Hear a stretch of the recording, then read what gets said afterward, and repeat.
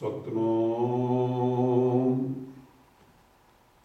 श्री वाहिगुरु साहिब जी। सतनाम श्री वाहिगुरु साहिब जी। डंडौत बंदन तुबार सकला समरथ डोलन ते रखो प्रभु नानक दे कर हथ। ज्ञान अंजन गुर दिया अज्ञान अंधेर विनाश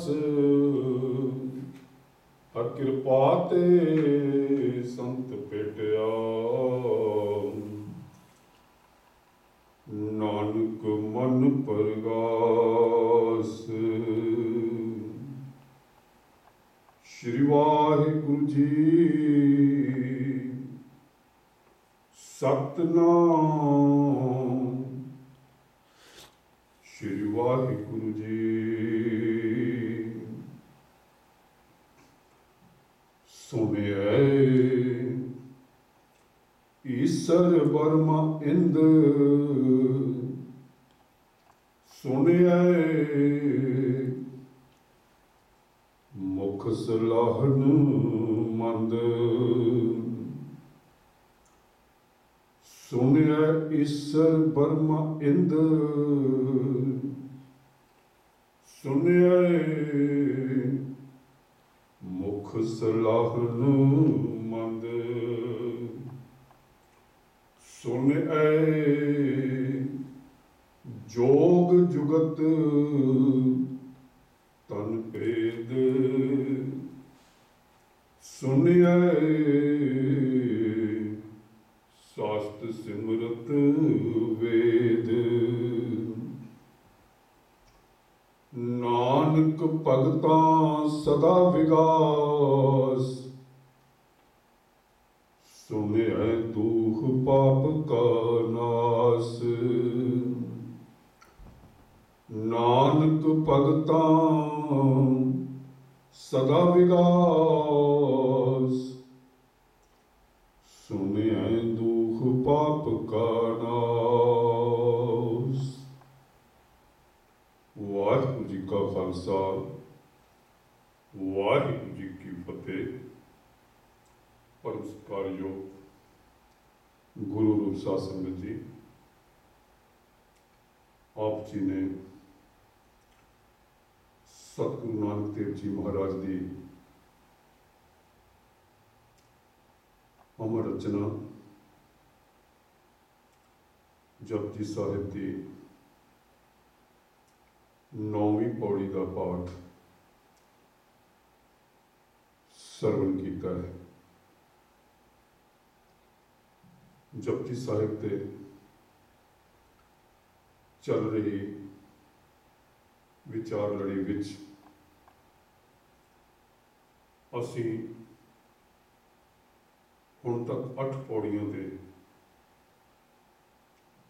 विचार कर चुके हैं। पिछली पौड़ी अर्थात 8वीं पौड़ी विच सुने दे विषय पे महाराज जी ने अपने विचार शुरू किए कि अपने प्रभु का जस सुनने दे नाल सानू की प्राप्तियां हो सकती हैं। हुण 9वीं पौड़ी दे विच ਇਹੋ ਹੀ विचार चल रहा है ਅਤੇ महाराज जी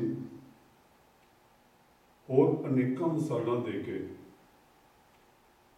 सानू ये दस रहे हैं कि प्रभु के नाम नूं सुनन दे नाल जीव नूं की कुछ प्राप्त हो सकता है। सो पहली पंक्ति दे विच फरमा रहे हैं, सुनिया ईसर ईसर ईसर शिव नूं कहंदे ने, जो हिंदू धर्म के प्रमुख 3 देवतियों विचों है। और ऐसा ख्याल किया जाता है कि जदों ये दुनिया खत्म होनी है, उस दिन शिव अपना डोलू बजाउणगे। शिव दियां जो मूर्तियां या तस्वीरां मिलदियां ने, उहदे विच ये विखाया गया है कि उसके सप्पां उसके गले में सप्पां की माला पई हुई, होर अनेकों उसके रूप बनाए गए हैं। और ऐसा भी ख्याल किया जाता है कि जो गंगा नदी है, ये शिव दियां जटावां विचों निकलती है। शिव नूं महाजोगी भी कहा जाता है। और ऐसा भी कहा जाता है कि हिमालय का कैलाश पर्वत शिव के रहने का स्थान है। हिंदू धर्म के विच शिव की बड़ी मानता है। ब्रह्मा, इस तरह ब्रह्मा की एक देवते के रूप में बड़ी भारी मानता है। ब्रह्मा को चतुर्भुज भी कहा जाता है। 4 बावां तस्वीरां भी दिखाई हुई हैं। यह भी कहा जाता है कि वेद ਉਹਦੇ ਮੂੰਹ ਵਿੱਚੋਂ ਨਿਕਲੇ ਹਨ। इस करके ब्रह्मा के 4 मुख भी दिखाए गए, जो 4 वेदों के प्रतीक हैं। वो ज्ञान का भी भंडार है। इस तरह इंद्र भी बड़ा बड़ा देवता है, जिसनों स्वर्ग का राजा कहा जाता है। और सारे ही हिंदू धर्म के विच इस गल ते जोर है कि सानू मरण पिछों स्वर्ग प्राप्त होवे। सुरगपुरी में जाना चाहता है, इंद्रपुरी में जाना चाहता है, क्योंकि ऐसा ख्याल है कि उत्थे बड़े सुख ने, उत्थे बड़ियां मौजां हैं, उत्थे बड़ियां रूपवतियां इस्त्रियां हैं, परियां हैं, उत्थे दुध के दरिया वगदे ने, उत्थे शहद दीयां नदियां वगदियां ने। इस तरह के अनेकों वर्णन पुराने कथावां विच आए। इस करके इंद्र की भी भारी महानता है, क्योंकि उस स्वर्गपुरी का राजा है। तो जन साधारण हमेशा यही सोच बनाई रखता है कि असी ब्रह्मा की पूजा करिए, असी शिव की पूजा करिए, असी इंद्र नूं प्रसन्न करिए, तां जो सानू उन्हां दे नाल असीम खुशियां मिल सकन और साडा ये जीवन पूरी तरह आवागमन तो मुक्त हो जाए, सानू मोक्ष की प्राप्ति हो जाए। सतसंग महाराज जी कह रहे हैं, सानू समझा रहे हैं कि इहो जिहे सोचां दे जंगल में जाण की लोड़ नहीं। ना ब्रह्मा नूं रचाउण की लोड़ है, ना शिव नूं खुश करने की लोड़ है, ना इंद्र नूं खुश करने की लोड़ है। जे सारियां खुशियां प्राप्त करने चाहते हो, मुक्त अवस्था में जाना चाहते हो, उच्ची आत्मक अवस्था प्राप्त करना चाहते हो, तो नाम ते बाणी नूं सुनो। सुनिया ईसर ब्रह्मा इंद्र। जे तुहानू नाम बाणी सुनने की जाच आ गई ਆਪਣੇ ਪ੍ਰਭੂ ਦੀ ਸਿਫਤ ਸਲਾਹ ਸੁਣਨ ਦੀ ਜਾਚ ਆ ਗਈ ਤੇ ਤੁਸੀਂ ਸੁਣ ਕੇ ਉਹਦੇ ਨਾਲ ਆਪਣੇ ਆਪ ਨੂੰ ਜੋੜ ਲਿਆ, ਤਾਂ ਸਮਝੋ ਤੁਹਾਡੀ ਆਪਣੇ ਆਪ ਹੀ ਉਹ ਅਵਸਥਾ ਬਣ ਗਈ। ਤੁਸੀਂ ਬ੍ਰਹਮਾ ਵਰਗੇ ਹੋ ਗਏ, ਬ੍ਰਹਮਾ ਵਰਗੇ ਹੋ ਗਏ, ਤੁਸੀਂ ਸ਼ਿਵਜੀ ਵਰਗੇ ਹੋ ਗਏ, ਤੁਸੀਂ ਇੰਦਰ ਵਰਗੇ ਹੋ ਗਏ। ਤੁਹਾਡੇ ਲਈ ਸਵਰਗ ਹੀ ਸਵਰਗ ਹਨ, ਤੁਹਾਡੇ ਲਈ ਖੁਸ਼ੀਆਂ ਹੀ ਖੁਸ਼ੀਆਂ ਹਨ, ਤੁਹਾਡੇ ਲਈ ਮੋਕਸ਼ ਹੀ ਮੋਕਸ਼ ਹੈ, ਮੁਕਤੀ ਹੀ ਮੁਕਤੀ ਹੈ, ਜੇ ਤੁਹਾਨੂੰ ਸੁਣਨ ਦੀ ਜਾਚ ਆ। ਸੰਸਾਰ ਦਾ ਸਧਾਰਨ ਮਨੁੱਖ ਮੋਕਸ਼ ਦੀਆਂ ਇੱਛਾਵਾਂ ਤਾਂ ਲਈ ਫਿਰਦਾ ਹੈ, ਮੁਕਤੀ ਦੀ ਭਾਲ ਵਿੱਚ ਤਾਂ ਹੈ, ਪਰ ਜੋ ਧਰਮਾਂ ਦੇ ਕਰਮ ਕਾਂਡ ਨੇ ਤਰੀਕੇ ਬਣਾਏ ਹਨ, ਉਹਨਾਂ ਤੇ ਚੱਲਣਾ ਬਹੁਤ ਔਖਾ ਹੈ। ਨਾ ਕੋਈ ਚੱਲੇ ਤੇ ਨਾ ਕਿਸੇ ਨੂੰ ਕੁਝ ਪ੍ਰਾਪਤ ਹੋ। ਸਤਿਗੁਰੂ ਨਾਨਕ ਦੇਵ ਜੀ ਨੇ ਮਹਾਰਾਜ ਨੇ ਜੋ ਗੁਰਮਤਿ ਸਿਧਾਂਤ ਸਾਨੂੰ ਬਖਸ਼ਿਆ ਹੈ, ਉਹ ਸਧਾਰਨ ਮਨੁੱਖ ਦੀ ਪਹੁੰਚ ਦੇ ਵਿੱਚ ਹੈ। ਹਰ ਮਨੁੱਖ ਉਸ ਨੂੰ ਅਪਣਾ ਸਕਦਾ ਹੈ। ਔਰ ਮਹਾਰਾਜ ਜੀ ਕਹਿੰਦੇ ਨੇ ਕਿ ਭਾਈ ਔਖੇ ਨਾ ਹੋਵੋ, ਬਹੁਤੇ ਕਰਮ ਕਾਂਡ ਵਿੱਚ ਆਪਣੇ ਆਪ ਨੂੰ ਖਰਾਬ ਨਾ ਕਰੋ। ਇੱਕ ਕੰਮ ਕਰ ਲਓ ਕਿ ਸੁਣਿਆ ਕਰੋ, ਸਤਸੰਗ ਵਿੱਚ ਆਓ ਤੇ ਨਾਮ ਬਾਣੀ ਨੂੰ ਸੁਣੋ। ਜੋ ਕੁਝ ਕਿਹਾ ਜਾ ਰਿਹਾ ਹੈ ਉਹਨੂੰ ਸੁਣੋ, ਉਹਦੇ ਨਾਲ ਮਨ ਨੂੰ ਜੋੜੋ। ਤੁਸੀਂ ਈਸ਼ਰ ਵਰਗੀ, ਸ਼ਿਵਜੀ ਵਰਗੀ ਪਦਵੀ ਹਾਸਲ ਕਰ ਲਓਗੇ, ਬ੍ਰਹਮਾ ਵਰਗੀ ਪਦਵੀ ਹਾਸਲ ਕਰ ਲਓਗੇ, ਇੰਦਰ ਲੋਕ ਵਾਲੀ ਅਵਸਥਾ ਪ੍ਰਾਪਤ ਕਰ ਲਓਗੇ। ਤੁਹਾਨੂੰ ਬਹੁਤਾ ਜ਼ੋਰ ਲਾਉਣ ਦੀ ਲੋੜ ਨਹੀਂ ਹੈ।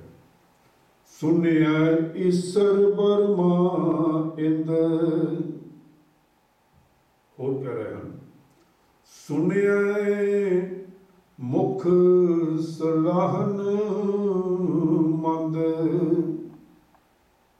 ਮੰਦ ਮਨ ਹੁੰਦਾ ਹੈ ਕਮਜ਼ੋਰ, ਵੀਕ, ਜਿਹੜਾ ਬਹੁਤ ਹੀ ਕਮਜ਼ੋਰ ਹੈ, ਮੰਦ ਬੁੱਧੀ ਵਾਲਾ ਹੈ, ਜਿਹਨੂੰ ਬਹੁਤੀ ਸਮਝ ਨਹੀਂ ਹੈ, ਜਿਹਦੇ ਕੋਲ ਬਹੁਤਾ ਗਿਆਨ ਨਹੀਂ ਹੈ, ਜਿਹਦੇ ਕੋਲ ਬਹੁਤੇ ਵਸੀਲੇ ਨਹੀਂ ਹਨ, ਜਿਹਦੇ ਕੋਲ ਬਹੁਤਾ ਸਮਾਂ ਵੀ ਨਹੀਂ ਹੈ। ਐਸਾ ਸੰਸਾਰਕ ਝਮੇਲਿਆਂ ਵਿੱਚ ਫਸਿਆ ਹੋਇਆ ਹੈ ਕਿ ਉਹ ਹਰ ਤਰੀਕੇ ਦੇ ਨਾਲ ਕਮਜ਼ੋਰ ਹੋ ਚੁੱਕਾ ਹੈ, ਖੀਨ ਹੋ ਚੁੱਕਾ ਹੈ। ਮਹਾਰਾਜ ਕਹਿੰਦੇ ਕਿ ਜਿਸ ਵੇਲੇ ਉਹ ਨਾਮ ਨੂੰ ਸੁਣਦਾ ਹੈ, ਸੁਣਿਆ, ਜਿਸ ਵੇਲੇ ਉਹਨੂੰ ਸੁਣਨ ਦੀ ਆਦਤ ਪੈ ਜਾਂਦੀ ਹੈ, ਉਹ ਵੀ ਪ੍ਰਭੂ ਦੀ ਸਿਫਤ ਸਲਾਹ ਕਰਨ ਦੇ ਯੋਗ ਹੋ ਜਾਂਦਾ ਹੈ। ਸੁਣਿਆ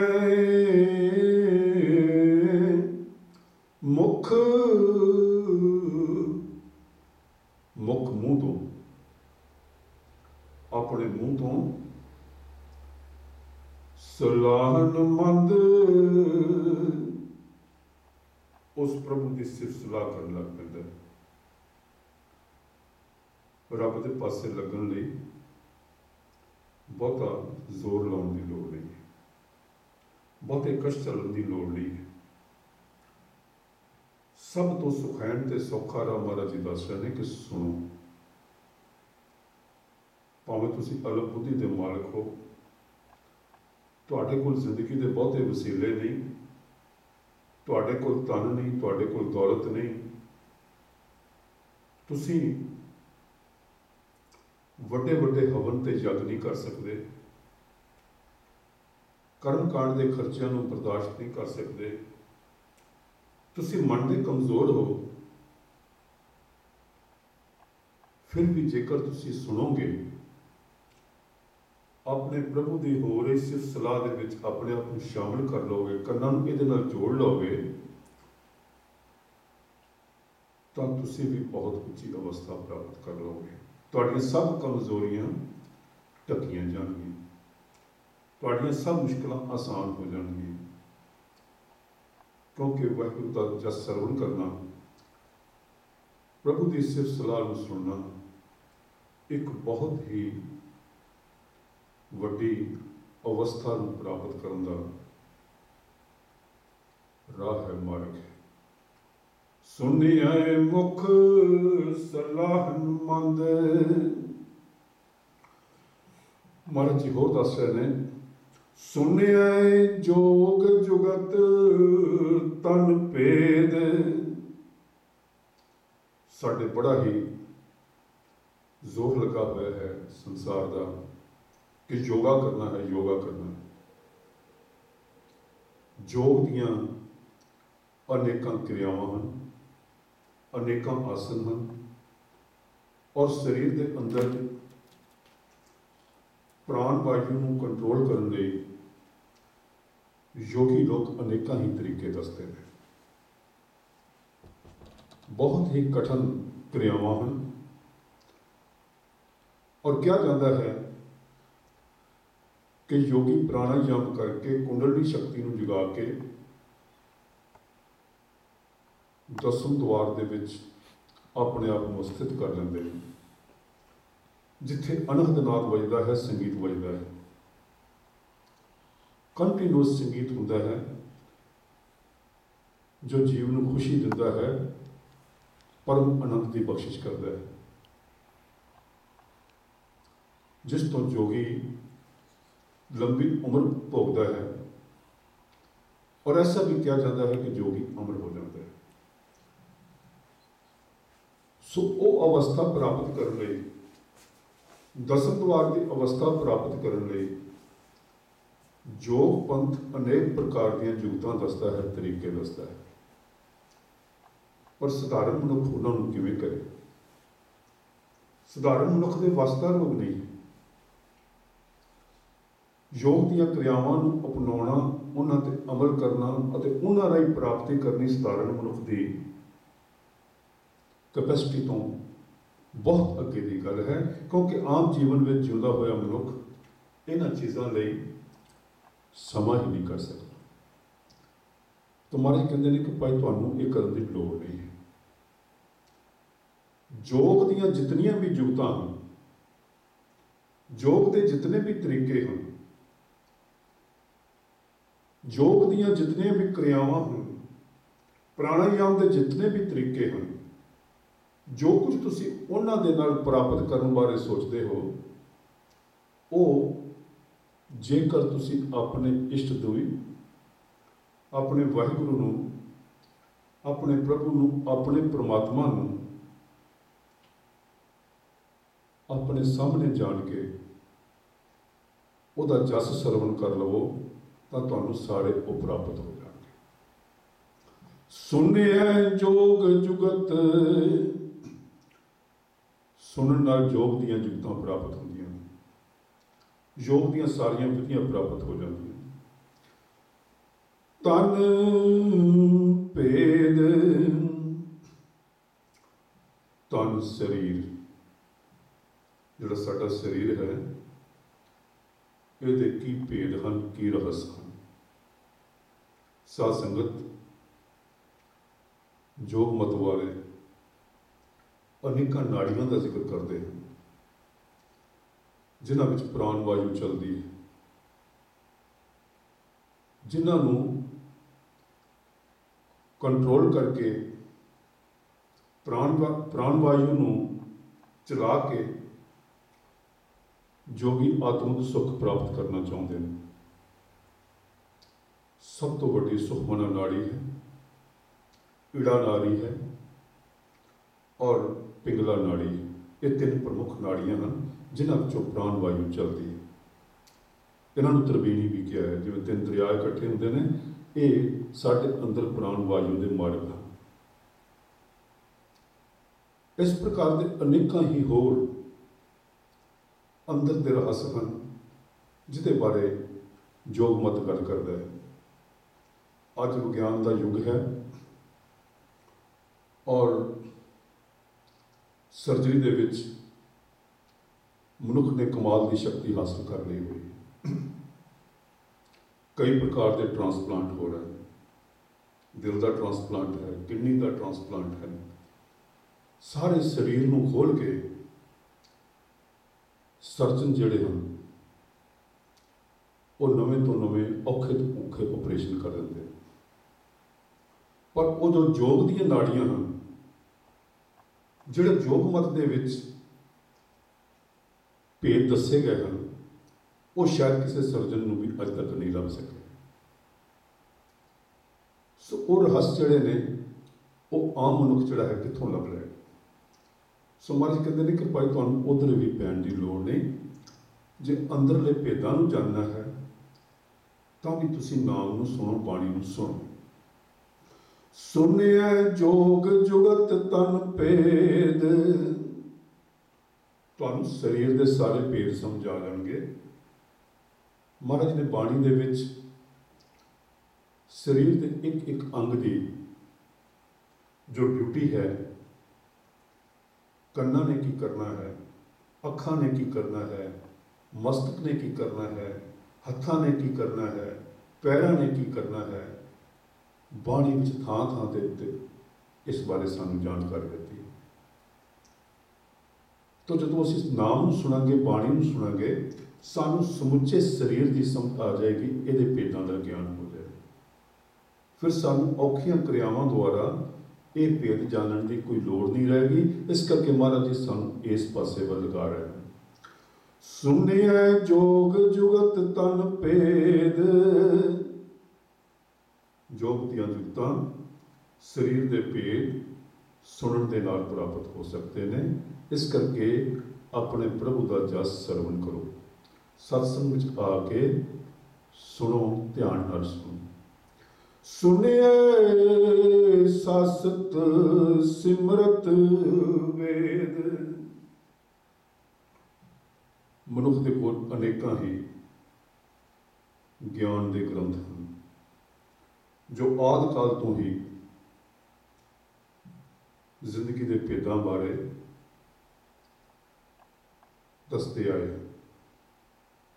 4 वेद हैं, वेद के शब्द अर्थ ज्ञान हैं, वेदां विच ज्ञान भरिया पिया है। सब तो प्राचीन ऋग्वेद है, उस तो बाद साम ते यजुर है, ते चौथा अथर्ववेद है। इन्हां वेदां विच प्रभु के गुण गायन किए हैं, मंत्र गायन किए हैं और प्रभु दी जो शक्तियां हैं उन्हां दा कई पक्षों तो विस्तार नाल वर्णन किया है। वेदां दे ज्ञान नूं शास्त्रां दे विच विद्वानां ने बयान किया है। 6 शास्त्र बड़े मशहूर हैं। खट शास्त्र, 6 शास्त्र, 6 फिलोसफीज जो वेदां दे आधारित है। इहदे विच न्याय शास्त्र है, विशेषक है, सांग शास्त्र है, योग शास्त्र है, उत्तर मीमांसा ते पूर्व मीमांसा, ये 6 कुल शास्त्र हैं। मीमांसा नूं वेदांत भी कह देंगे। इन्हां फिलोसफीज दे विच रब की है, ब्रह्म की है, सृष्टि की है, ब्रह्म ने सृष्टि किवें बनाई है, जीव की है, जीव की इस संसार दे विच की भूमिका है, मौत की है, जिंदगी की है। ये फिलोसफी के विषय जोड़े ने इन्हां विच डिस्कस किए गए। आपो अपनी समझ अनुसार ऋषियों ने वेद वर्णन किए हैं, शास्त्र वर्णन किए हैं। इस तरह ही 12 सिमरतियां भी हैं। सिमरती शब्द के अर्थ हैं वो चीज़ां जिहड़ियां याद करके लिखियां। 12 सिमरतियां हैं। सब तो पुरानी मनु सिमरती मनी जाती है, जिहदे उत्ते जो हिंदुस्तान का कास्ट सिस्टम ते होर अनेकां चीज़ां निर्भर हैं। 12 सिमरतियां उहदे विच भी विद्वानां ने आपो अपने तरीके नाल वख-वख फिलोसोफिकल जो विचार हैं वो दर्ज किए हैं। तो महाराज जी कहते हैं कि भाई ये जिहड़ियां फिलोसफियां हैं, ये जिहड़े दर्शन हैं, जिहड़े चिंतन हैं, ये भी बड़े डूंघे ढंग नाल बयान हुए ने। आम बंदा इन्होंने किवें समझे? सब जिन्होंने माड़ी मोटी समझ आती है वो आम बंदे नूं इन्हां दे भरम जाल विच फसा लेंदे। कर्म कांड नाल जोड़ के लोगों को दुखी करते हैं, लोगों को एक्सप्लॉइट करते हैं। तो महाराज जी कहते हैं कि भाई तैनूं इन्हां ज्ञान के ग्रंथों की जेकर इच्छा है कि इन्हां की नॉलेज तैनूं मिले, तू औखा ना हो, तू इस ज्ञान के पिछे भजन की कोशिश ना कर,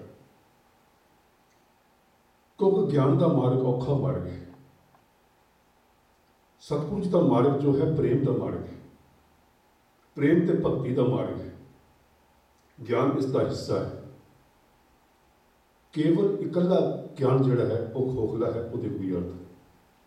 जदों ज्ञान भक्ति ते प्रेम नाल जुड़ता है, उस वेले ज्ञान की गल बहुत महानता वाली बन जाती है। सो सतगुरु जी कह रहे हैं कि भाई तू जिहड़ा सुनन का भगती भाव है इनू अपना।